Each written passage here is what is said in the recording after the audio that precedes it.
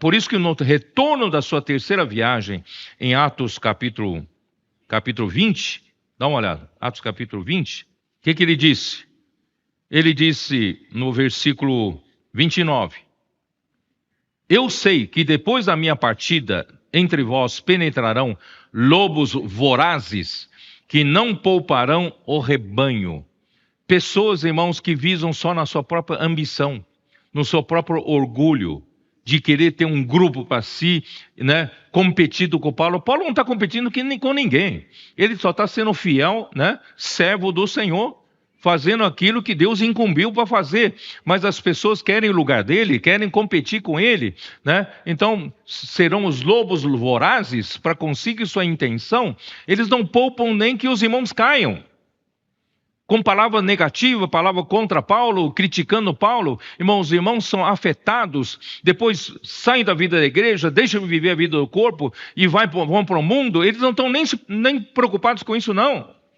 Né? O rebanho né?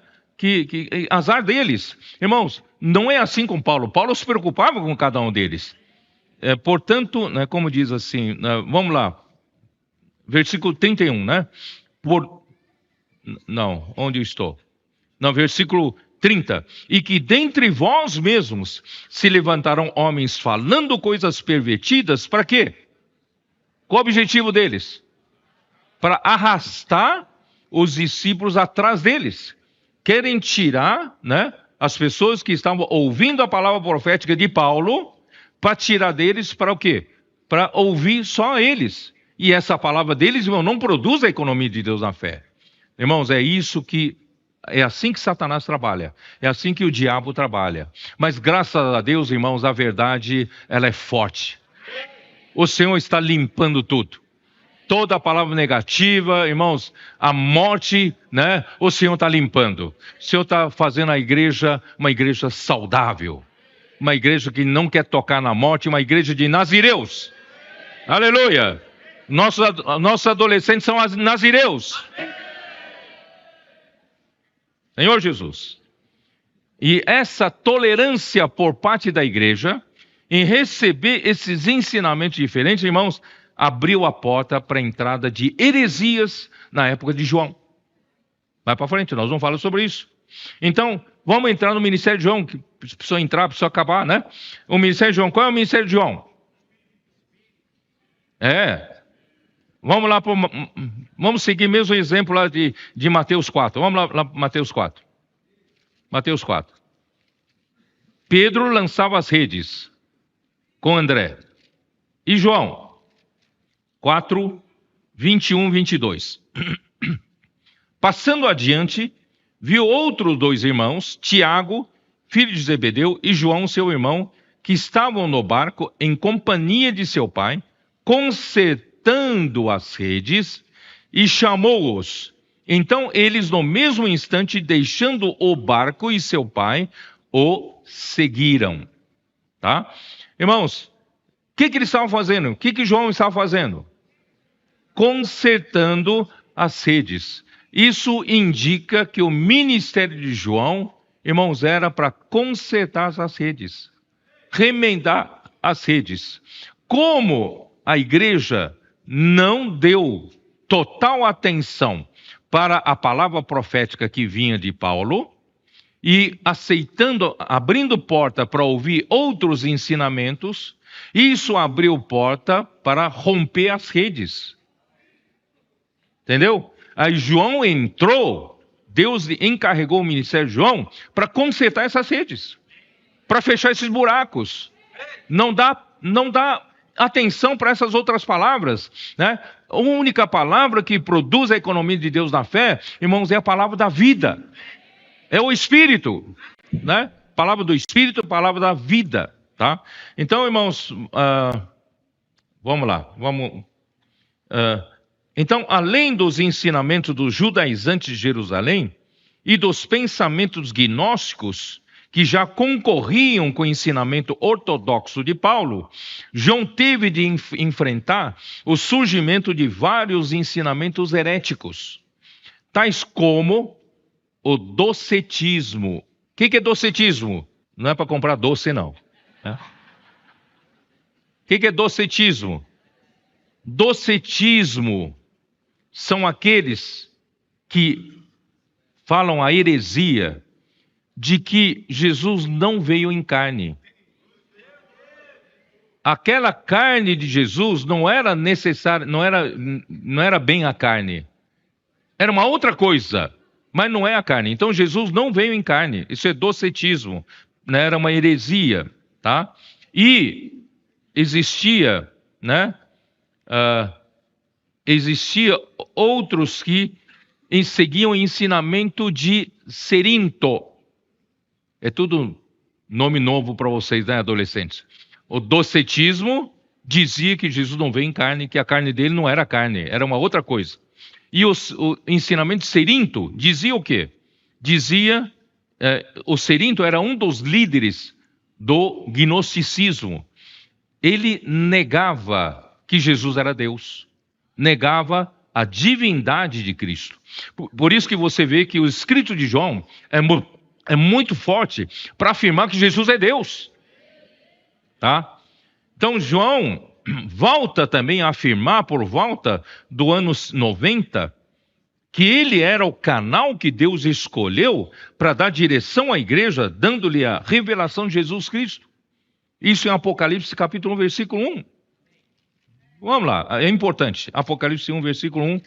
Embora eu já tenha falado várias vezes, irmão, João fez questão de colocar isso aqui, irmão, para mostrar que Deus só tem um canal em cada época. Versículo 1 diz assim: revelação de Jesus Cristo que Deus lhe deu para mostrar aos seus servos as coisas que em breve devem acontecer e que ele, enviando por intermédio de seu anjo, notificou ao seu servo João. Deus quer revelar à sua igreja uma revelação de Jesus Cristo, mas ele não revela a todos os santos, ele revela aos seus profetas.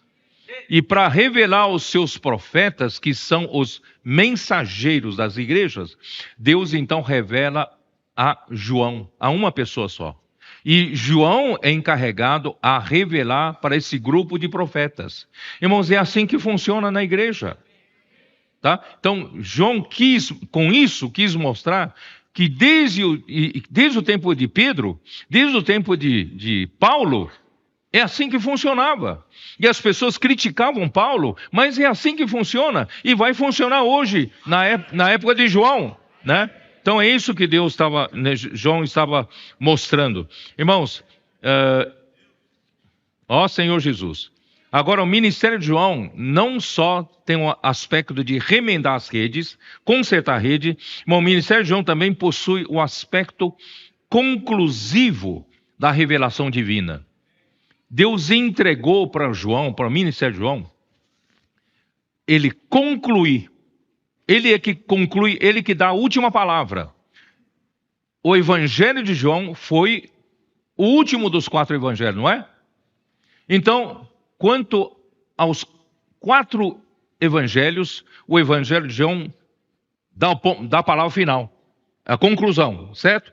E as epístolas de João também são as últimas epístolas da Bíblia. Então, as epístolas de João dão a palavra final, conclui as epístolas. E o Apocalipse, hein? Apocalipse é a conclusão de toda a Bíblia. Então, Deus entregou para o ministério de João a palavra conclusiva.